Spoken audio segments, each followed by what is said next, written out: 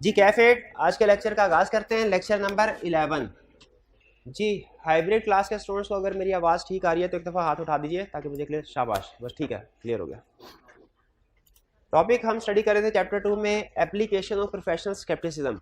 ये concept discuss chapter 2 में हुआ है, लेकिन ये जिन सिचुएशंस को एड्रेस करता है ना, ये through out the audit different chapters में यूज़ होती है। इसलिए आपको याद होगा मैंने एक स्टेटमेंट दी थी कि 100% कंफर्म है कि इस कंसेप्ट में से आई कैप इस अटेम्प्ट में केस स्टडी में कोई ना कोई कंसेप्ट ज़रूर टेस्ट करेगा, ठीक है, क्योंकि ये सिर्फ चैप्टर 2 का कंसेप्ट नहीं है, बल्कि पूरे ऑडिट में डिफरेंट चैप्टर्स में जो कंसेप्ट्स हैं उनको इकट्ठा करके case study point of view से आपके सामने रखा गया है। तो हमने इनमें से कुछ एग्जांपल्स कल डिस्कस कर ली थी, बाकी मज़ीद आज डिस्कस करनी है। लेकिन आगे चलने से पहले जो एग्जांपल्स कल हमने शेयर कर ली थी वो ज़रा मुझे टिक करवा दें। सबसे पहले अनयूजुअल ग्रोथ। अनयूजुअल ग्रोथ, जी अनयूजुअल ग्रोथ में क्या रिस्क है, फटाफट बताते जाए। सेल्स ओवर स्टेटमेंट का रिस्क है कि क्लाइंट ने ओवर स्टेट। शाबाश। Decrease of sale, unusual decrease. अगर सेल्स अनयूजुअली डिक्रीज हैं तो क्या रिस्क है इसमें? इन्वेंट्री बिक नहीं रही है, इन्वेंट्री सेल नहीं हो रही है, ऑब्सोलीट हो गई, उसे राइट डाउन टू एनआर भी करना पड़ेगा। और अगर उस इन्वेंट्री को बनाने के लिए कोई फिक्स एसेट्स इस्तेमाल हो रहे हैं तो जहां पे इन्वेंट्री लॉस मेकिंग हुई तो वो फिक्स एसेट जो लॉस मेकिंग इन्वेंट्री बना रहा है वो भी इम्पेयर्ड हो गया, ठीक है। तो इसका डिक्रीज ऑफ सेल का डायरेक्ट इफेक्ट आता है इन्वेंट्री पे और indirectly impairment of fix assets में भी। ये बात समझ आ रही है आपको? चलिए next, management bonuses on financial performance.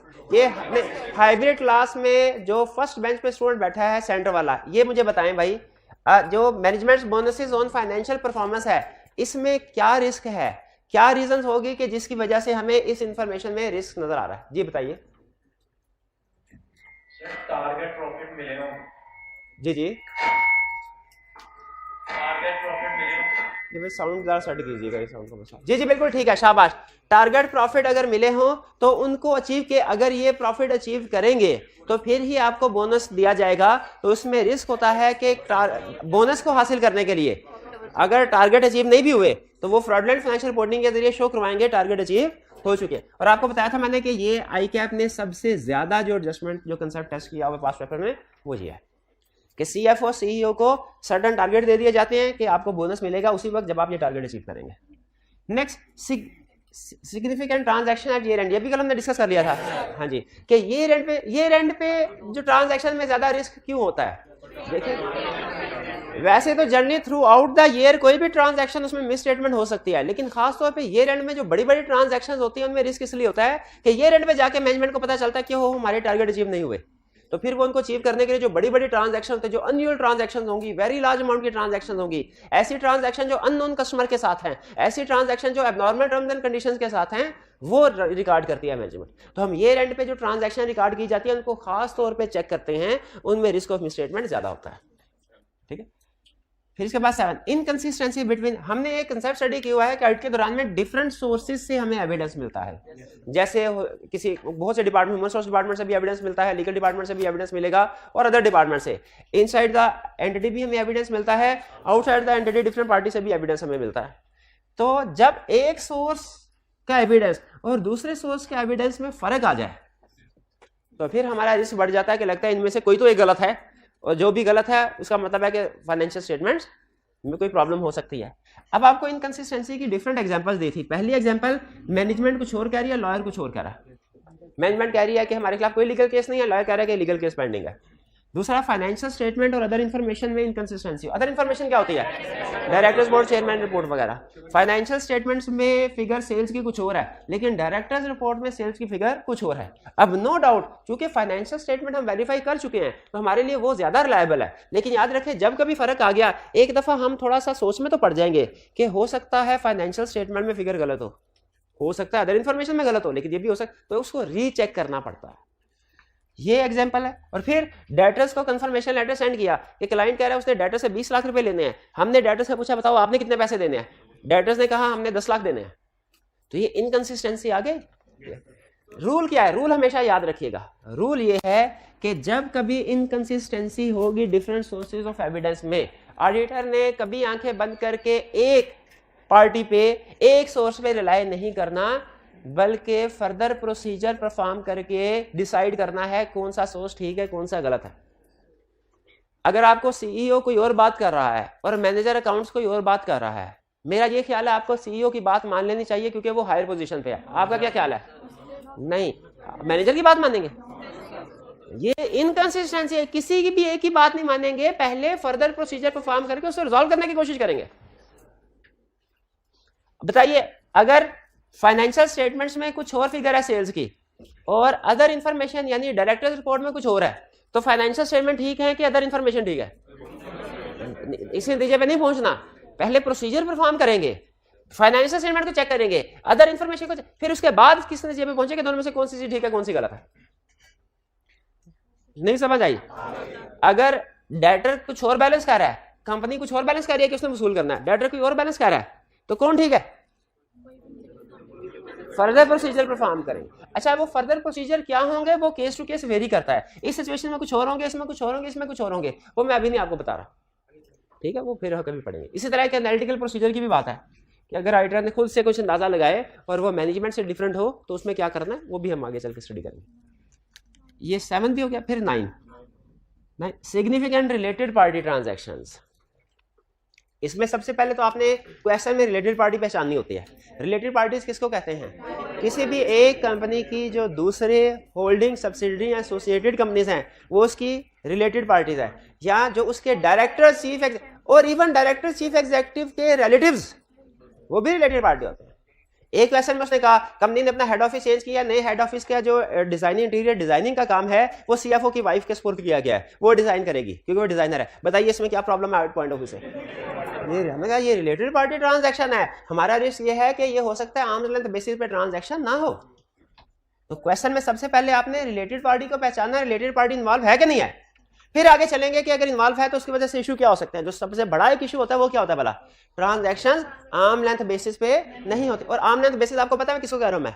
हमने मार्केट टर्म्स एंड कंडीशन में ट्रांजैक्शन ना हो। हाँ, अगर अप्रूव देखिए, रिलेटेड पार्टी के साथ ट्रांजैक्शन करना इलीगल नहीं है, ये गलत भी नहीं है, गलत भी नहीं है, ठीक है। लेकिन एज ऑडिटर हमें मसला ये है, जैसे क्या सीएफओ सीईओ को बोनस देना गलत है? नहीं है, कंपनी तो इसलिए जाते हैं ताकि वो ज्यादा मेहनत करे। लेकिन हमें एज ऑडिटर खतरा क्या होता है कि मैनेजमेंट ने चाहे अच्छी नीयत के साथ इनको ऑफर किया है लेकिन ये उसका मिसयूज कर सकते हैं। तो रिलेटेड पार्टी के साथ ट्रांजैक्शन करना गलत नहीं है, लेकिन एज ऑडिटर हमें रिस्क है इनके साथ जो ट्रांजैक्शन की गई होंगी हो सकता है वो मार्केट टर्म्स एंड कंडीशन पे ना हो, उनको कोई फेवरेबल, जैसे अगर कोई सामान खरीदा है उनसे तो मार्केट से हायर रेट पे खरीद लिया गया हो, या कोई सामान बेचा है उनको तो मार्केट से लो रेट पे बेचता है, उनको फायदा हो जाए कंपनी को नुकसान हो, ठीक है। बाज़ औक़ात कुछ सीएफओ सीईओ इस तरह के काम करते हैं, ठीक है। तो इसमें सबसे बड़ा रिस्क क्या होता है? इनके साथ जो ट्रांजैक्शन है वो हो सकता है मार्केट टर्म्स एंड कंडीशन पे ना हो। Related party clear. इसके बाद significant income expenses assets liabilities are based on estimates. इसको हमने एग्जांपल के साथ इनहेरेंट लिमिटेशन वाले टॉपिक में पढ़ लिया था। क्या पढ़ा था हमने कि फाइनेंशियल स्टेटमेंट्स में कुछ एरियाज ऐसे होते हैं, वो इनकम साइड में भी हो सकते हैं, वो एक्सपेंस साइड में भी हो सकते हैं, वो एसेट साइड में भी हो सकता है, वो जिस साइड में भी है, अगर उनमें एस्टिमेट्स इन्वॉल्व हैं तो उनमें रिस्क ऑफ मिसस्टेटमेंट ज्यादा है, क्योंकि एस्टिमेट हमेशा अंदाजा होता है, जजमेंट होती है जो कि गलत हो सकती है। और आपसे मैंने कुछ एग्जांपल भी पूछी थी ना कल, है ना जी मेरे भाई? आप बताइए क्या एग्जांपल्स हैं ऐसे एरिया जिनमें एस्टिमेट्स इन्वॉल्व होते हैं? प्रोविजन फॉर बैड डेट, शाबाश। प्रोविजन फॉर डेप्रिसिएशन, शाबाश। लीगल केसेस, शाबाश। अच्छा एक मिनट हरे, अगर आप मुझे इजाजत दें तो कंसेप्ट के अंदर मजीद घुस जाएं, क्योंकि मैं ना कुछ एडवांस के चैप्टर्स अभी मेरे जहन में आए, मैं उनकी बेस पर, ताकि एकदम से बर्डन आपके सामने आए। ये वाली साइड मुझे एग्जांपल बताएगी और ये वाली साइड मुझे कोई एक प्रोसीजर बताएगी कि किस तरीके से उनको वेरीफाई किया जा सकता है, ठीक है जी। आप मुझे बताइए कोई एरिया जिनमें एस्टिमेट्स इन्वॉल्व हो। प्रोविजन फॉर बैड डेट, आप as auditor provision for bad debt को कैसे वेरीफाई करेंगे? कोई एक स्टूडेंट हाथ उठा ले, कोई सा भी, और बता दे जी क्या करेंगे। हाँ देखेंगे प्रोविजन फॉर बैड डेट का रेट पिछले साल जैसा ही है या कोई चेंज आया है, और अगर कोई चेंज आया तो उनसे इंक्वायर करेंगे कि क्या चेंज है। और जो एजिंग ऑफ डेटर्स बनाते होते हैं उसकी एक्यूरेसी को चेक करेंगे वो ठीक है कि नहीं। एजिंग ऑफ डेटर पढ़ा हुआ ना क्या होता है? Provision basically ageing of debtor से निकलती है ना, तो वो शाबाश। और एग्जांपल बताइए, आप एग्जांपल बताइए गुडविल, जी बताइए गुडविल को कैसे वेरीफाई करेंगे, कोई स्टूडेंट बता दे। हाँ, गुडविल में ये देखेंगे, पहली चीज ये कि कहीं इंटरनली जनरेटेड गुडविल तो रिकॉर्ड नहीं कर ली, ये हमेशा परचेज होती है ना, और अगर परचेज गुडविल है तो कैलकुलेशन देखेंगे कि परचेज कॉस्ट कैसे कैलकुलेट की गई है, एसेट्स की वैल्यू, फेयर वैल्यू कैसे कैलकुलेट किया। शाबाश, बिल्कुल ठीक है ऐसे। और कोई एग्जांपल, एक प्रोसीजर भी बता दे काफी है। और कोई एग्जांपल जिसमें एस्टीमेट होते हैं, प्रोविजन फॉर लीगल केसेस। शाबाश, ये तो वो आपने एग्जांपल बता दी जो आईकैप सबसे ज्यादा पूछता है। इसमें सबसे अहम एविडेंस क्या है भला, लॉयर से पूछना, कंफर्मेशन लेटर। भाई लॉयर बताओ इस केस की क्या सूरत हाल है, जीत रही है कंपनी की, हार रही है। अच्छा मुझे ये बताइए, ये लॉयर को लेटर कंपनी भेजेगी या ऑडिटर खुद भेजेगा? ऑडिटर को खुद भेजना चाहिए। शाबाश, बेहतरीन, ठीक है। कोई और एग्जांपल आपके ध्यान में तो बताइए। वारंटी, जी ये हाइब्रिड वाले स्टूडेंट, ये साउंड पे जरा हाथ रखिएगा। हाइब्रिड वाले स्टूडेंट, जी बताइए इसमें से कोई स्टूडेंट बताना चाहे कि वारंटी को वेरीफाई करना है, क्या प्रोसीजर होगा? वारंटी को वेरीफाई करने के लिए क्या प्रोसीजर होगा? कोई स्टूडेंट है, कोई माई का लाल हाइब्रिड में जो बता सके? शाबाश शाबाश।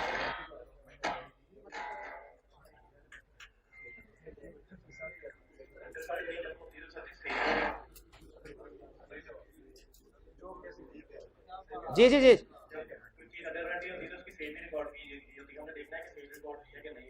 अच्छा जिस चीज की वारंटी रिकॉर्ड किया क्लाइंट, हम देखेंगे उसकी सेल रिकॉर्ड हुई है कि नहीं,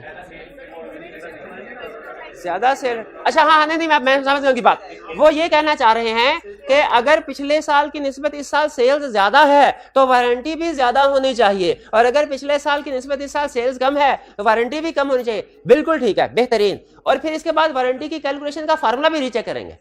असल में वारंटी की जो कैलकुलेशन, इसका एक फार्मूला होता है, ये बड़ा मुश्किल सा फार्मूला होता है कि अंदाजा लगाया होता है, हम 100 सेट सेल करें ना, उनमें से 3 सेट रिपेयरिंग के लिए आते हैं। जो 3 सेट रिपेयरिंग के लिए आते हैं उनके ऊपर एवरेज रिपेयर जो होती है ना वो 300 रुपये के करीब की लगती है। तो इसका मतलब है एवरेज निकाल के एक सेट की सेल करें ना तो उसके ऊपर हमने 45 रुपये की वारंटी, इस तरह का एक फार्मूला होता है जो कैलकुलेट करके उन्होंने यूज किया। वो फार्मूला रीचेक कर लेंगे वो रीजनेबल है कि नहीं। बिल्कुल ठीक। चलें, अब यानी आप इस काबिल हो गए हैं कि आपको कोई भी एरिया दे दिया जाए तो आप टूटा फूटा एक आधा प्रोसीजर बताने के काबिल हैं कि सर इसको कैसे वेरीफाई करेंगे। और प्रोसीजर वैसे आपने मेरी एक्सपेक्टेशन से ज्यादा अच्छे बता दिए, मैं एक्सपेक्ट नहीं कर रहा था कि आप ये बता देंगे। खासतौर पे जो लायर वाला आपने बताया ना वो मुझे बड़ा पसंद आया, शाबाश। चलिए इसके बाद आगे नेक्स्ट, ये आइडेंटिफाइड डेफिशिएंसी इंटरनल कंट्रोल, जी हमने पढ़ लिया था। इंटरनल कंट्रोल में वीकनेसेस हो तो रिस्क ऑफ मिस स्टेटमेंट ज्यादा हो जाते हैं, बिल्कुल ज्यादा हो जाते हैं। ठीक है, जैसे मुझे ये बताइए कि अगर क्लास के दरवाजे पे ये कंट्रोल ना लगाओ कि देखा जाए आने वाला बच्चा हमारा स्टूडेंट है कि नहीं, ये कंट्रोल नहीं लगाया हुआ, बल्कि जो भी स्टूडेंट आ रहा है बैठ रहा है, तो कुछ ही दिनों में क्या होगा कि वहाँ बहुत से ऐसे स्टूडेंट, रिस्क है ना कि ऐसे स्टूडेंट्स भी आके बैठ जाएंगे जो क्लास में स्टूडेंट एनरोल्ड स्टूडेंट्स नहीं है। तो जहां कहीं इंटरनल कंट्रोल वीक होता है, रिस्क होता है कि मिस स्टेटमेंट बढ़ जाएगी। अब इंटरनल कंट्रोल वीकनेसेस के मैंने आपको एग्जांपल्स दिए हैं कुछ, क्या? अप्रूवल ना होना, रिकंसिलिएशन ना होना, सेग्रीगेशन ऑफ ड्यूटीज ना होना। अप्रूवल किसको कहते हैं? अप्रूवल इजाजत, ऑथराइजेशन। हर ट्रांजैक्शन से पहले किसी की ऑथराइजेशन होनी चाहिए। आप मुझे बताइए फाइनेंशियल स्टेटमेंट के किस किस एरिया में ऑथराइजेशन होनी चाहिए? मैं आपको एक दो हिंट्स बताता हूँ। किसी को उधार सेल करनी है उससे पहले ऑथराइजेशन होनी चाहिए। और एग्जांपल वो किसी को हाँ परचेज करें उससे पहले ऑथराइजेशन होनी चाहिए। और एसेट परचेज करने से पहले ऑथराइजेशन, बिल्कुल ठीक है। और सैलरीज पे करने से पहले ऑथराइजेशन होनी चाहिए। रिपेयर एक्सपेंसेस वगैरह से पहले ऑथराइजेशन होनी चाहिए।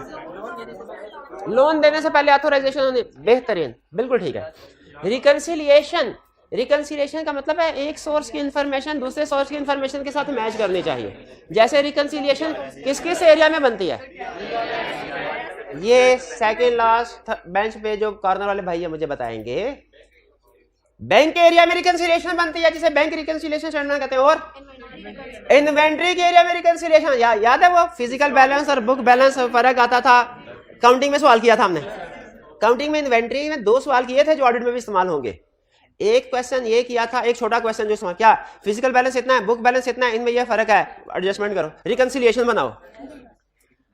और एक जो बड़ा कंसेप्ट यूज होगा ऑडिट में वो क्या होता था कि ये एंड है 31 दिसंबर, किसी वजह से ये एंड पे स्टॉक काउंट नहीं कर सके, 15 जनवरी को स्टॉक काउंट किया है। बताओ 15 जनवरी से 31 दिसंबर की स्टॉक की फिगर पे कैसे पहुंचोगे?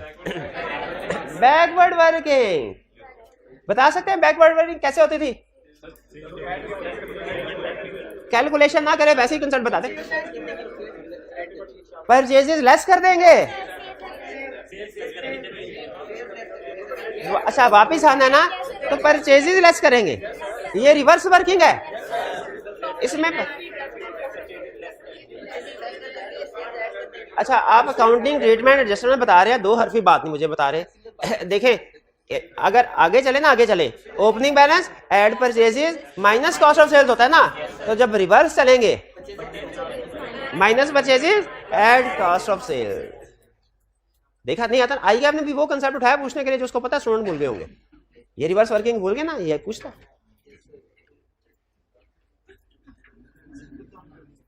अच्छा अब देखें, मकसद ये आपको नहीं अंदाजा, ये पूरा ऑडिट आपके सामने खुला पड़ा है, तो आपको लग रहा होगा सर बड़ा स्लो चल, लेकिन कंसेप्ट से कंसेप्ट मिलता तो मेरा दिल करता है कंसेप्ट पढ़ा के आगे जाऊं।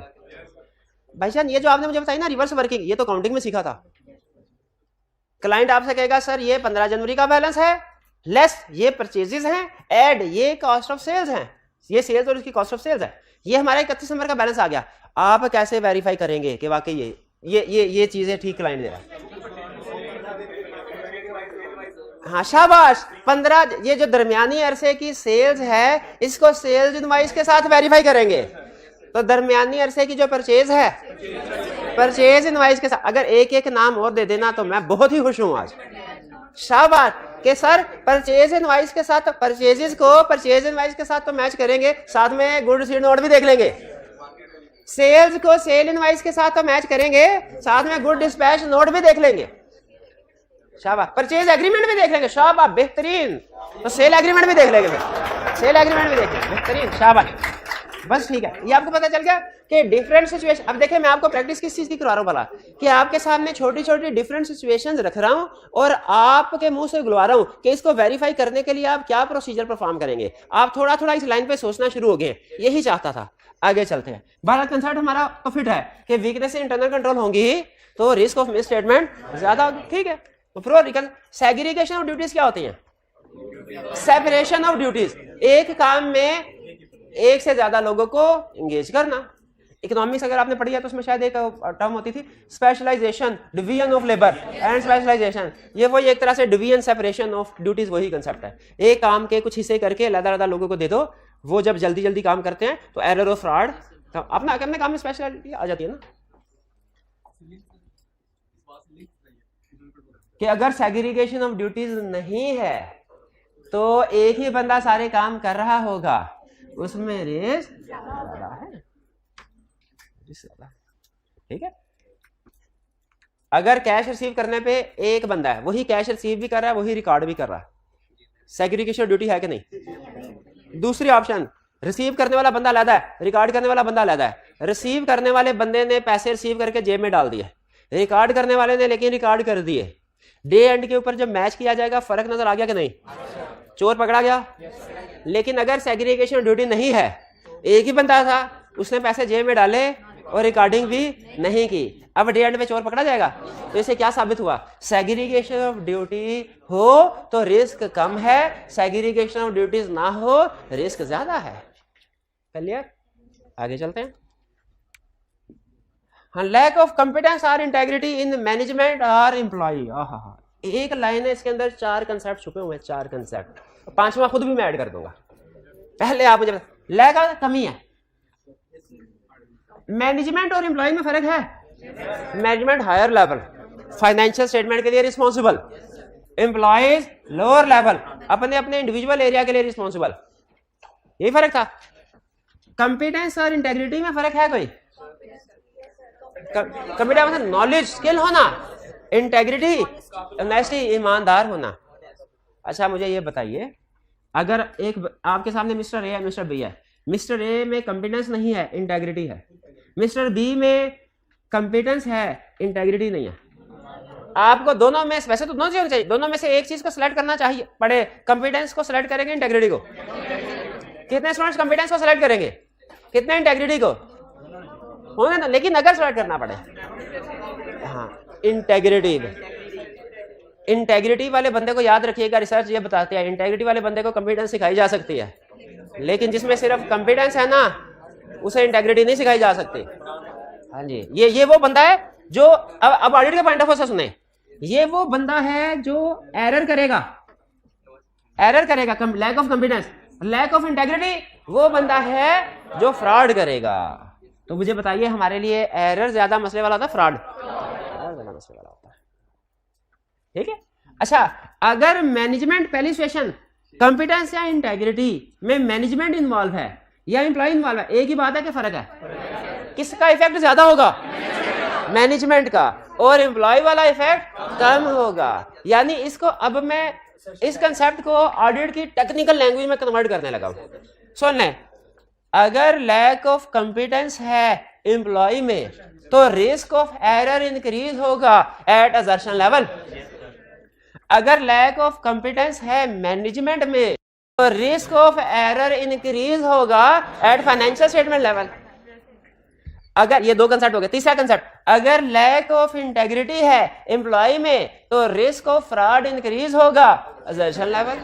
चौथा कंसेप्ट, अगर लैक ऑफ इंटेग्रिटी है मैनेजमेंट में तो रिस्क ऑफ फ्रॉड इंक्रीज होगा at financial statement level. Clear? 4 examples हैं। अब सुनिए, इनमें से चारों में से अगला कंसेप्ट पांचवा खुद अपनी तरफ से ऐड कर रहा हूं। चार सिचुएशन बताई ना इस एग्जांपल में से, इनमें से एक केस ऐसी है जिसको ऑडिटर बिल्कुल बर्दाश्त नहीं करता, उधर ही सारा कुछ छोड़ छाड़ के घर चला जाता है रिजाइन करके। कौन से? Lack of integrity in management. ये याद रखिएगा, ये आगे चल के 4-5 कंसेप्ट में आएगा ये चीज कि अगर मैनेजमेंट की इंटेग्रिटी डाउटफुल है auditor shall withdraw from engagement. क्या लिखाएगा? अगर मैनेजमेंट की इंटेग्रिटी डाउटफुल है auditor shall withdraw from engagement. भाई कुछ समझ आई बात के? चलें, ये भी क्लियर हो गया,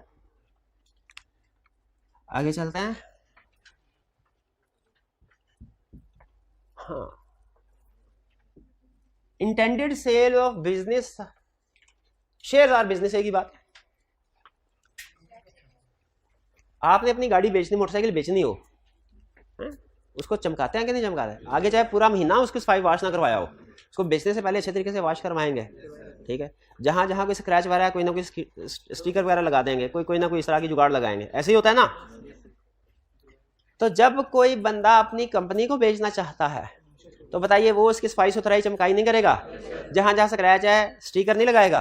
बिल्कुल लगाएगा। यही बता रहा है वो कि अगर इरादा ये होना कि मैनेजमेंट ने, डायरेक्टर्स ने अब इस ऑडिट करने के बाद कंपनी को बेच देना है या अपने शेयर बेच देने हैं, तो बताइए वो क्या कोशिश करेंगे कि उन्हें ज्यादा प्राइस मिले या कम मिले? ज्यादा प्राइस मिले। तो ज्यादा प्राइस कैसे मिलेगी? जब वो प्रॉफिट को और एसेट्स को ओवरस्टेट करेंगे और एक्सपेंसेस और लायबिलिटीज को अंडरस्टेट करेंगे। तो बताइए अगर उनका इरादा है अनकरीब उन्होंने सेल कर देना है शेयर्स को या बिजनेस को, तो हम कहेंगे इसका मतलब है हाई प्राइस के चक्कर में फाइनेंशियल स्टेटमेंट में उन्होंने कोई ना कोई जुगाड़ फिट की होगी प्रॉफिट को ओवरस्टेट या एसेट्स को ओवरस्टेट करने के लिए। एग्री करते हैं? इसी तरह अगर बैंक से लोन लेने के लिए जाएं, बैंक फाइनेंशियल स्टेटमेंट मांगेगा। क्यों? लोन देने से पहले बैंक फाइनेंशियल स्टेटमेंट क्यों? ताकि देखिए एसेट्स कितने हैं आपके पास, जितने एसेट्स होंगे, जितनी सिक्योरिटी होगी उस हिसाब से लोन देगा ना। ये तो नहीं 100 मिलियन के एसेट्स है और 200 मिलियन का लोन दे दे। 100 मिलियन के एसेट्स है तो 50, 60, 70, 80 मिलियन का लोन देगा ना, 150 मिलियन का लोन थोड़ी दे देगा। लेकिन अगर कंपनी लोन हासिल ज्यादा करना चाहती है तो एग्री करते हैं कि अगर बिजनेस को बेचने का इरादा हो ओनर्स का तो फाइनेंशियल स्टेटमेंट में रिस्क ऑफ मिसस्टेटमेंट ज्यादा है। आइंदा आपके सामने इसमें से कोई भी इंफॉर्मेशन आ जाए तो अगला कंसेप्ट वही जहन में आए जो मैं फिट कर रहा हूं आपके जहनों में, ठीक है। आपने इसी लाइन के ऊपर सोचना है। आगे चलते हैं। नहीं मैं करता मैं चलते भाईजान, आप अगर कभी इनको उधार देना तो एक गलती आपने कभी नहीं करनी, क्या इनसे झगड़ा कभी नहीं करना। झगड़ा कभी नहीं करना। क्यों नहीं करना झगड़ा? पैसे नहीं वापस मिलेंगे फिर। अगर पता चले क्वेश्चन में कोई डिस्प्यूट हो गया है मेजर डेटर के साथ, तो मुझे बताइए डिस्प्यूट हो गया मेजर डेटर के साथ, तो अब क्या होगा? लड़ाई झगड़ा तो जो आपने कर लिया सो कर लिया, दिल की भड़ास तो निकाल ली, अब उसे पैसे एग्री करते हैं ना, पैसे नहीं मिलते, किसी से लड़ाई झगड़ा कर ले, कह रहे अच्छा ले सकते हो तो फिर ले लो, ले सकते तो प्रॉब्लम आ गई ना, प्रॉब्लम आ गई ना। तो इसी वजह से जब कभी क्वेश्चन में कहे डिस्प्यूट विद मेजर डेटर्स है, डिस्प्यूट विद, तो फौरन समझ लें क्या रिस्क है, डेटर्स की प्रोविजनिंग का। इस डेटर से पूरे पैसे नहीं मिलने, प्रोविजन रिकॉर्ड करनी पड़ेगी। इस डेटर से पूरे पैसे नहीं मिलने, प्रोविजन रिकॉर्ड करनी पड़ेगी। क्लियर? अच्छा, अगर तो सिंपल कहना डिस्प्यूट है डेटर के साथ तो कहानी रिस्क यहीं पे खत्म। लेकिन अगर क्वेश्चन में कहे डिस्प्यूट है डेटर के साथ और ये कहे डिस्प्यूट किस वजह से है, वो कह रहे हैं आपने डिफेक्टिव प्रोडक्ट बेच दिया हमें, आपने जो माल सप्लाई किया वो सही नहीं है, ये आपका माल वापस बेच रहे हैं। अब रिस्क एक नहीं, रिस्क बढ़ गया, रिस्क दो हो गए। डेटर्स वाला रिस्क तो आ ही आएगा, अब भाई वो जो उसने चीजें वापस कर दी हैं, अब चाहे चीजों का मसला था या था वो एक अलग बात, उससे पैसे तो नहीं ना मिलेंगे, तो हो सकता है हमें उसके रिवर्सल रिकॉर्ड करने पड़े या प्रोविजन रिकॉर्ड, डिस्प्यूट राइज हो गया। एक दूसरा इन्वेंट्री वे एनआरवी पे रिकॉर्ड करनी पड़ेगी डिफेक्ट। ये एक दफा ना उसने 2-3 अटेम्प्ट्स में कंटिन्यूसली एक एडजस्टमेंट पूछी, एक ही केस, पता नहीं क्या कभी कभी आई क्या आसान भी कंसेप्ट दे देता है, एक ही केस उसने, एक ही एडजस्टमेंट पॉइंट कंसेप्ट था, उसने 2-3 अटेम्प्ट्स में कंसेप्टिव पूछ। कंसेप्ट क्या था, ये एंड के बाद कस्टमर ने डिफेक्टिव इन्वेंट्री रिटर्न कर दी, ये एंड के बाद कस्टमर ने डिफेक्टिव इन्वेंट्री रिटर्न कर दी, तो आपने एडजस्टिंग और नॉन एडजस्टिंग ईमेल पढ़ा हुआ है? ये कितने students adjusting non adjusting email पढ़ा हुआ है और कितना ने नहीं पढ़ा हुआ? तो नहीं पढ़ा हुआ। अच्छा, इसका मतलब ये होता है कि अगर आपने किसी को डिफेक्टिव इन्वेंट्री सेल कर देना और वो आपको बाद में वापस कर दे तो असल में ये सेल हुई ही नहीं है, सेल, हाँ, रिवर्सल की एंट्री आपको इसी साल में रिकॉर्ड करनी पड़ेगी जिस साल सेल की थी, तो आपको रिवर्सल की एंट्री पास करनी चाहिए इसी साल में। जब सेल करें और डिफेक्टिव इन्वेंट्री रिटर्न हो जाए, आप एक नहीं 2 एंट्रीज पास करेंगे। एक एंट्री मैं बताता हूं, दूसरी एंट्री आपने बतानी है। सिचुएशन क्या बोला, डिफेक्टिव इन्वेंट्री रिटर्न हुई, एक एंट्री मैं बताता हूं, दूसरी आपने, मैं कौन सी एंट्री बताने लगा, सेल रिटर्न की, आसान वाली सेल रिटर्न। दूसरी आप क्या एंट्री करेंगे, एनआरवी ऑफ इन्वेंट्री की, इन्वेंट्री को राइट डाउन करना है, शाबाश। ये एनआरवी ऑफ इन्वेंट्री, भाई जो डिफेक्टिव इन्वेंट्री रिटर्न हुई है वो डिफेक्टिव है ना, क्वेश्चन में लफ्ज लिखा आ गया डिफेक्टिव है, तो इसका मतलब है वो रेगुलर प्राइस पे तो सेल नहीं होगी, एनआरवी पे होगी। ठीक है, तो अगर सिंपल कहे कि कस्टमर के साथ डिस्प्यूट है तो आपने क्या करना है, प्रोविजन रिकॉर्ड करनी है। लेकिन अगर आपको रीजन बता दें कि डिफेक्टिव इन्वेंट्री है तो याद रखें फिर आपने डेटर्स की प्रोविजन के साथ साथ इन्वेंट्री को भी एनआरवी पे रिकॉर्ड करना है। और फिर उसी तरह अगर मैन्युफैक्चर्ड इन्वेंट्री हो, मैन्युफैक्चर्ड इन्वेंट्री हो तो इन्वेंट्री फारक डिफेक्टिव इन्वेंट्री है, ठीक है, तो फिर इसका मतलब क्या होगा, आपको पता चला हमारी मशीन ऐसी बैटरी बना रही है मोबाइल की जो 2 घंटे चार्ज करे तो धमाके से फट जाती है। अब इसमें एक तो आपके पास जो सेट वापस आएंगे सेल रिटर्न वो तो सो होगी, दूसरा जो आपकी बैटरी स्टॉक में पड़ी हुई है वो भी एनआरवी पे रिकॉर्ड होगी ना, क्योंकि उसमें कोई, और तीसरा जिस मशीनरी से अब ऐसी बैटरी, इसका मतलब उसमें कोई ना कोई मैन्युफैक्चरिंग फॉल्ट है, उसकी इंपेयरमेंट भी रिकॉर्ड करनी पड़ेगी या नहीं, बिल्कुल करनी पड़ेगी। ठीक है, तो ये एक तीर से हमने 3 शिकार कर लिए। उसने कहा था मेजर डिस्प्यूट विद डेटर है, और डिस्प्यूट किस चीज का है, डिफेक्टिव इन्वेंट्री का। हमने कहा डेटर को खड़काओ, इन्वेंट्री को खड़काओ और फिर उसके बाद मशीनरी को भी खड़का दो। एग्जाम में तीनों चीजें ध्यान में आ जाएंगी। हाँ, नहीं स्टॉक में इन्वेंट्री पड़ी है वो बिल्कुल रिस्क है, लेकिन वो रिस्क हम यहाँ पे कवर कर चुके हैं ये। हाँ अच्छा, हाँ बिल्कुल ठीक है, बिल्कुल ठीक, आप थोड़ा सा आगे सही कह रहे हैं, सही। वो कह रहे हैं सर अब ये ना एग्जाम में टेस्ट नहीं करता, ये प्रैक्टिकल कंसर्न बता रहा हूँ, आपने पूछा है। उन्होंने कहा सर जो इन्वेंट्री वापस हुई वो डिफेक्टिव है, लेकिन जो इन्वेंट्री अनसोल्ड है वो डिफेक्टिव है। वो डिपेंड करता है डिफेक्ट किस चीज का है। बाज़ औक़ात डिफेक्ट ये होता है कि लोडिंग अनलोडिंग के दौरान में कोई चीजें टूट जाती हैं तो कस्टमर उनको एक्सेप्ट करने से इनकार कर लेता है, वापस भेज देता है। अगर इस तरह का इवेंट है तो फिर सिर्फ वही इन्वेंट्री एनआरवी पे आएगी जो हमने सेल की है, क्योंकि बाकी ठीक है। लेकिन अगर डिफेक्ट कोई टेक्निकल नेचर का हो जैसे हमारी बैटरी मैंने कहा हर 2 घंटे चार्ज करें धमाके से फट जाती है, तो ये इसका मतलब है सिर्फ उस इन्वेंट्री में मसला नहीं है जो सेल की हुई है, जो हमारे पास स्टॉक में पड़ी है उसमें भी मसला है, उसको भी एनआरवी पे रिकॉर्ड करेंगे। चलिए ना, सही लाइन पे सोच लेते हैं। आगे चलें। पेंडिंग लिटिगेशन, आई कैप का फेवरेट, अभी थोड़ी देर पहले भी मैंने ये लफ्ज़ बोला था लिटिगेशन की जब एग्जांपल आई थी, किन्होंने लिटिगेशन की एग्जांपल दी थी? हाँ शाबाश, लिटिगेशन आई कैप का फेवरेट। पेंडिंग लिटिगेशन का मतलब क्या होता है? कभी लीगल केस चल रहा है, तो लीगल केस चल रहा हो कोई भी, अच्छा वो कोई भी हो सकता है, वो लीगल केस हो सकता है कि आपने किसी स्टाफ को नौकरी से निकाला, उसने आपके खिलाफ केस कर दिया। सीरियस एक्सीडेंट हो सकता है जिससे एनवायरमेंट डैमेज हो गया हो, ठीक है, वो मुझे याद है अकाउंटिंग स्टैंड आईएएस स्टैंड में शायद एक एग्जांपल होती थी कि एक होटल कंपनी है, कस्टमर ने आके होटल का खाना खाया, उसके बाद फूड पॉइजनिंग हो गई, उन्होंने होटल मैनेजमेंट के खिलाफ केस फाइल कर दिया होटल के खिलाफ, ठीक है। या आप कोई ऐसे ऑपरेशंस कर रहे हैं जिससे एनवायरमेंट में पोल्यूशन क्रिएट हो रही है। एक क्वेश्चन में उसने कहा आपकी कंपनी सीफैब लेवल की केस स्टडी थी, उसने कहा आपकी कंपनी ना प्लाजा बनाती है रेजिडेंट लोगों की रिहाइश के लिए, प्लाट्स वगैरह, ये फ्लैट्स वगैरह, और एक बिल्डिंग बनाई फ्लैट, उसमें 4th फ्लोर गिर गया जिससे कुछ लोगों को नुकसान भी पहुंचा, डैमेज हो गया। बताइए क्या जिन लोगों को नुकसान पहुंचा वो चुप करके बैठेंगे कि केस फाइल करेंगे? केस फाइल करेंगे जिसने भी कंस्ट्रक्शन किया है उस कंस्ट्रक्शन कंपनी के खिलाफ। तो लीगल केसेस किसी भी नेचर के हो सकते हैं। यहां हो सकता है कि प्रोडक्ट जो है वो सही काम ना करे, ठीक है, लोग उस वक्त भी, जैसे फूड पॉइजनिंग, प्रोडक्ट सही नहीं, आपने एक्सपायर्ड प्रोडक्ट्स खिला दी तो लोग आपके खिलाफ केस कर लेंगे। आपकी प्रोडक्ट, आपने कोई मेडिसिन इजाद की ऐसी, लेकिन उसके साथ आपने साइड इफेक्ट उसके नहीं लिखे, ठीक है। मैं हिस्ट्री पढ़ा था एक दफा, जब ये अभी आप देखते हैं सिगरेट के साथ लिखा होता है हमेशा सिगरेट नोशी सेहत के लिए नुकसानदेह वजारत से, जब ये नए नए सिगरेट इंडस्ट्री आई थी ना उस वक्त ये नहीं लिखा होता था, तो लोग सिगरेट पीते थे, उनमें से किसी को कैंसर हो गया, फेफड़े का कोई कैंसर हो गया, तो उसने कंपनी के खिलाफ केस कर दिया और वो केस जीत गया। उसने कहा इन कंपनी की प्रोडक्ट्स में ये साइड इफेक्ट था, इनकी जिम्मेदारी थी हमें बताते, नहीं बताया। अब प्रोडक्ट सही काम नहीं, नुकसान पहुंचाया प्रोडक्ट ने कस्टमर को, कस्टमर केस करेगा। लीगल केस के एग्जाम्पल, एक केस स्टडी में उसने कहा कंपनी इलेक्ट्रिक हेयर ड्रायर बनाती है महंगे, तो कंपनी ने हेयर ड्रायर बनाया, अब उसमें कुछ ऐसी टेक्निकल फॉल्ट आ गया, वो टेम्परेचर जो उसका आउट ऑफ कंट्रोल हो जाता था, वो बाल सुखाएं तो थोड़ी देर बाद शोले निकलते थे, उसमें शोले निकले तो कुछ लोगों के बाल जल गए। अब ये भी प्रोडक्ट जो है वो सही काम नहीं कर रहे। अब मुझे बताइए जिनके सारे बाल जल जाए हैं, हालांकि वो सीए भी नहीं कर रहे थे फिर भी बाल गए, अब वो बर्दाश्त करेंगे इस चीज को? वो बिल्कुल भी नहीं करेंगे। तो लीगल केस है, शाबाश।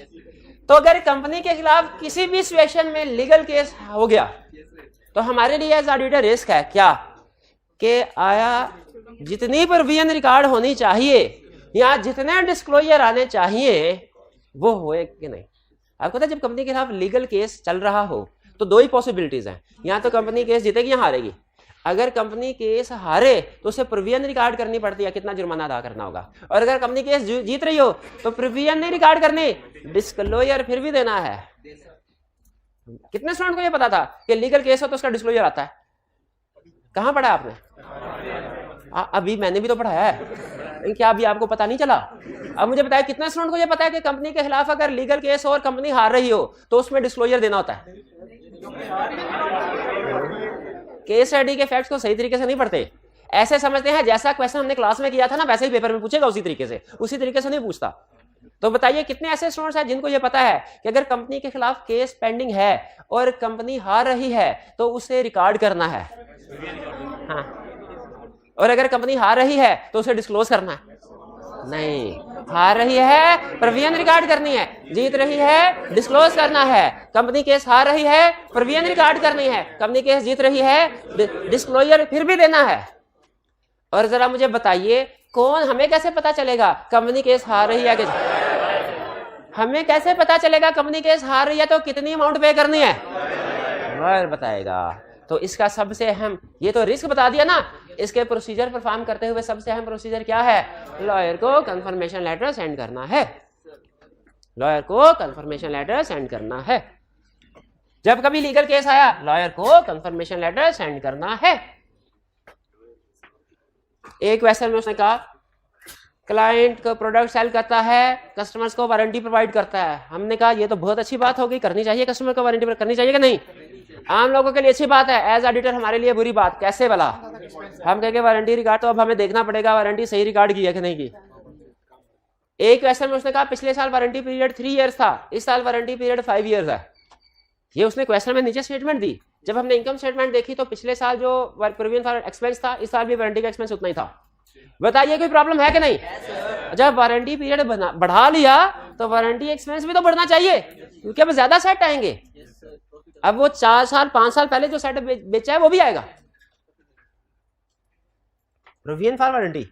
एक क्वेश्चन में उसने कहा, हल्की सी बात करके चलते चलते, कि आजकल कस्टमर्स की कंप्लेन बहुत ज्यादा बढ़ गई है प्रोडक्ट की फंक्शनिंग के हवाले से। फिर आगे चला गया, क्या प्रॉब्लम है कोई वारंटी, क्योंकि अब जाहिर कंप्लेन बढ़ गई तो हमें ज्यादा उनको रिपेयर करके बेचना पड़ेगा। Provision for warranty clear. Revaluation of property plant equipment. Revaluation आपने पढ़ी हुई है कि प्रॉपर्टी को रीवैल्यू करवाते हैं। वो रीवैल्यू कैसे करवाते हैं? इंडिपेंडेंट वैल्यूअर आता है। अच्छा एक मिनट, हरे इंडिपेंडेंट वैल्यूअर, वो ज़बानी कलामी वैल्यूअर बता जाता है कि रिटर्न रिपोर्ट देता है। अच्छा मुझे बताइए एज ऑडिटर, ये एक पूरा स्टैंडर्ड है जिसका मेन थीम आपसे पूछने लगा क्वेश्चन की शक्ल में, पूरा चैप्टर है मेन थीम। वैल्यूएशन हुई प्रॉपर्टी की, हमें पता चला ड्यूरिंग द ईयर वैल्यूअर आया था, उसकी रिपोर्ट भी है। पहली चीज, हम ना रिपोर्ट पढ़ेंगे ना ये देखेंगे वैल्यूअर कौन था, कैसा था, कहां से आया, किधर गया, मार्केट में रेपुटेशन क्या थी, कुछ भी नहीं देखेंगे। जो क्लाइंट से सिर्फ पूछेंगे वैल्यूएशन करवा के वैल्यू लिखी है, कहेगा यस ओके कर दे, ऐसे करेंगे। दूसरी ऑप्शन, हम वैल्यूअर को देखेंगे उसकी रिपोर्ट को नहीं। वैल्यूअर को देख, अगर वैल्यूअर अच्छा बंदा है, कंपिटेंट है, मार्केट में अच्छी रेपुटेशन है, एक्सपीरियंस्ड है, तो फिर उसकी रिपोर्ट में जो भी फिगर लिखी आंखें बंद करके रिकॉर्ड करेंगे। तीसरी ऑप्शन, वैल्यूअर को भी वैल्यूएट करें, उसकी रिपोर्ट भी पढ़ेंगे कि उसमें जो बड़ी बड़ी एक एक टेक्निकल चीज हम वेरीफाई नहीं कर सकते, लेकिन उसमें जो बड़ी बड़ी अजम्पशंस हैं, मेथोडोलॉजीज हैं, जो डाटा यूज किया गया है, उसको बड़ी बड़ी चीजें उनको चेक कर लेंगे वो ठीक है कि नहीं। तो क्या करेंगे? दोनों चीजें चेक करेंगे। याद रखें, अगर क्लाइंट ने प्रॉपर्टी प्लांट इक्विपमेंट की रिवैल्यूएशन करवाई है, रिवैल्यूएशन मॉडल थोड़ा सा मुश्किल होता है कॉस्ट मॉडल से। इसमें फेयर वैल्यू जब या इवैल्यूएट अमाउंट कैलकुलेट होती है ना, इसमें बहुत से एस्टिमेट्स जजमेंट्स इन्वॉल्व होते हैं, रिवैल्यूएशन गलत हो सकती है।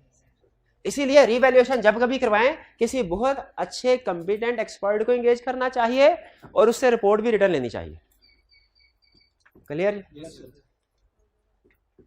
तो बताइए, एक क्लाइंट आपका कॉस्ट मॉडल पे चल रहा है, एक क्लाइंट आपका रिवैल्यूएशन मॉडल पे चल रहा है, किसमें आपकी सर खपाई ज्यादा है? रिवैल्यूएशन मॉडल में। उसमें आपको वैल्यूअर को भी वैल्यूएट करना पड़ेगा, उसके वर्क को भी वैल्यूएट करना पड़ेगा। इसमें बताइए रिवैल्यूएशन प्रॉपर्टी प्लांट इक्विपमेंट में सबसे बड़ा सोर्स ऑफ एविडेंस क्या होगा? इंडिपेंडेंट वैल्यूअर की रिपोर्ट, इंडिपेंडेंट वैल्यूअर और उसकी रिपोर्ट, ये सबसे बड़ा एविडेंस होगा। आगे चलते हैं जी। अगर वैल्यूअर अच्छा नहीं है, डिपेंडेंट नहीं, इंडिपेंडेंट नहीं है, कंपिटेंट नहीं था, तो हम बताइए एंगेजमेंट से विड्रॉ कर देना चाहिए कि किसी दूसरे वैल्यूअर को एंगेज करना है? दूसरे वैल्यूअर को एंगेज करते हैं, विड्रॉ नहीं करते। हर बात पे घर नहीं जाना, बिल्कुल ठीक है, सिर्फ जो इंटेग्रिटी डाउटफुल हो तब रिवैल्यूएशन प्रॉपर्टी। फिर इसके बाद closure of factory. Closure of factory क्या है? अच्छा, इसको रिलेट करते हैं गोइंग कंसर्न के। पहले गोइंग कंसर्न समझा दो। गोइंग कंसर्न का मतलब क्या है भला? कि हमारा क्लाइंट 1 साल से ज्यादा अरसा चलेगा। गोइंग कंसर्न का मतलब क्या है? 1 साल से ज्यादा चलेगा। अगर क्लाइंट 1 साल से, हालातों वाकयात ये बता रहे हो कि क्लाइंट देखे कल क्या होगा ये तो अल्लाह ताला को ही पता है ना। हो सकता है कंपनी बंद होने को कल को हो जाए, कोई ड्रोन अटैक हो फैक्ट्री के ऊपर, फैक्ट्री तबाह, कंपनी फारग। लेकिन हम नॉर्मल हालातों वाकयात को सामने रख के अंदाजा लगाते हैं। अगर नॉर्मल हालातों वाकयात बता रहे हो कंपनी 1 साल से ज्यादा अरसा चलेगी, हम उसे कहते हैं गोइंग कंसर्न है। गोइंग कंसर्न एप्रोप्रिएट है। और अगर पता चल रहा हो कंपनी 1 साल के अंदर अंदर ही वाइंड अप हो जाएगी, खत्म हो जाएगी, हम क्या कहते हैं? Going concern assumption not appropriate. अच्छा, पहले तो ये हम देख लें कि कब ऐसा होगा कि going concern assumption not appropriate हो सकती है। किन हालात में? अगर कंपनी की मेजर प्रोडक्ट फ्लॉप हो जाए, अगर गवर्नमेंट लाइसेंस कैंसिल कर दे, अगर कंपनी कंटिन्यूसली लॉस मेकिंग हो, अगर कंपेटिटर्स की तादाद ज्यादा हो रही हो, कंपनी का मार्केट शेयर कम हो रहा है, अगर कंपनी के अंदर इसको की एम्प्लॉयज छोड़ के जा रहे हैं, अहम एम्प्लॉयज छोड़ के जा रहे हैं, कंपनी बैंकरप्ट हो रही है, अपनी लाइबिलिटीज को पे नहीं कर पा रहे, लाइबिलिटीज बहुत ज्यादा है, एसेट्स बहुत कम, वगैरह वगैरह। तो बहुत बड़े बड़े लीगल केसेस कंपनी के खिलाफ पेंडिंग है कि अगर कंपनी हार गई तो पैसे नहीं दे सकेगी। ये सारी कुछ एग्जांपल है जिनमें हो सकता है going concern assumption not appropriate हो। ये इसमें से कुछ लिखी भी हुई है उन्होंने, कुछ जो बड़ी बड़ी एग्जाम में टेस्ट की हैं वो उन्होंने लिखी है, बाकी लिस्ट मैंने आपको बता दी। अगर going concern assumption not appropriate है, नॉट एप्रोप्रिएट है, बताइए कंपनी को ये फाइनेंशियल स्टेटमेंट्स में डिस्क्लोजर एडजस्टमेंट वगैरह करनी चाहिए कि नहीं? करनी चाहिए, लेकिन मैनेजमेंट नहीं करती। नहीं, हम कैसे पहले तो ये सुन ले, मैनेजमेंट क्यों नहीं करती? मैनेजमेंट कहती है सर यही वो टाइम है जब हमें पैसों की जरूरत है, और अगर हम इसी टाइम पे अपनी फाइनेंशियल स्टेटमेंट में बता दें कि गोइंग कंसर्न के मसले मसाइल हैं, तो इन्वेस्टर इन्वेस्ट नहीं करता। इन्वेस्टर जो कश्ती डूब रही हो ना उसमें इन्वेस्टमेंट नहीं करता, कहता है हालांकि हमें डूबने से बचने के लिए पैसों की जरूरत है। तो गोइंग कंसर्न इशू वो मैनेजमेंट की ख्वाहिश होती है कि इन इश्यूज को छुपा ले। इसी वजह से हमें रिस्क होता है कि जब कभी ऐसे इवेंट्स या कंडीशन होंगे जिनकी वजह से गोइंग कंसर्न पे डाउट क्रिएट हो रहा है, तो मैनेजमेंट ने उनको डिस्क्लोज नहीं, हालांकि उसे करना चाहिए। देखिए मैनेजमेंट का अपना पॉइंट ऑफ व्यू है कि डिस्क्लोज करेंगे इन्वेस्टर भाग जाएंगे, अभी हमें पैसों की जरूरत है। लेकिन ऑडिटिंग स्टैंडर्ड का अपना point of view, counting standard का अपना, वो कहते हैं कि अगर गोइंग कंसर्न इश्यूज है, इन्वेस्टर को कंप्लीट पिक्चर मिलनी चाहिए, उसके साथ धोखा नहीं होना चाहिए। ठीक है, उसको पता चलना चाहिए कि आपके हालात किस पॉइंट पे पहुंचे हुए हैं। इन्वेस्टमेंट करने से पहले वो केयरफुल डिसीजन करें। गोइंग कंसर्न इशू समझ आ गया? अच्छा अब सुने, बाज़ औक़ात कुछ सिचुएशन में गोइंग कंसर्न इशू राइज होता है, कुछ सिचुएशन ऐसी है जिनमें लगता है कि गोइंग कंसर्न इशू राइज होगा लेकिन असल में होता नहीं है, और यही एग्जामिनर टेस्ट करता है और यहीं पे आप मार खाते हैं। कंपनी की फैक्ट्री में आग लग गई, फैक्ट्री की सारी तबाह हो गई, गोइंग कंसर्न पे डाउट क्रिएट हो रहा है कि नहीं? होगा, मैं भी यही मान रहा हूं, होगा।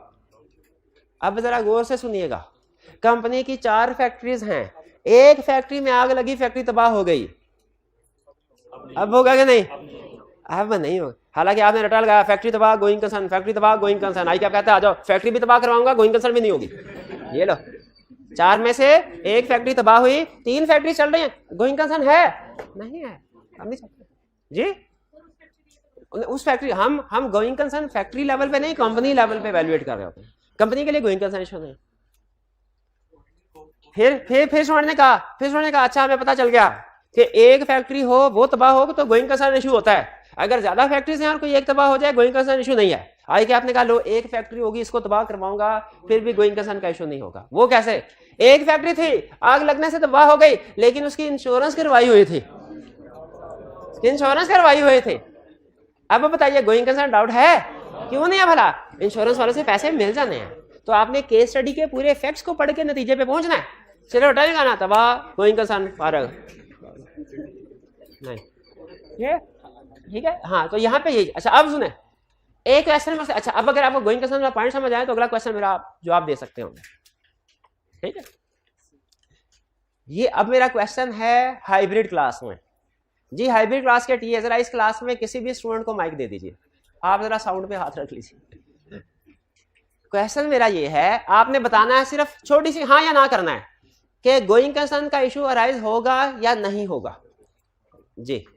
क्वेश्चन मेरा ये है, क्लाइंट की 3 फैक्ट्रीज हैं, एक फैक्ट्री में सेल कम हो रही थी, इसीलिए फैसला किया गया इस फैक्ट्री को बंद कर दिया जाए। बताइए गोइंग कंसर्न का इशू है कि नहीं जी? स्टूडेंट बताइए हाइब्रिड वाले।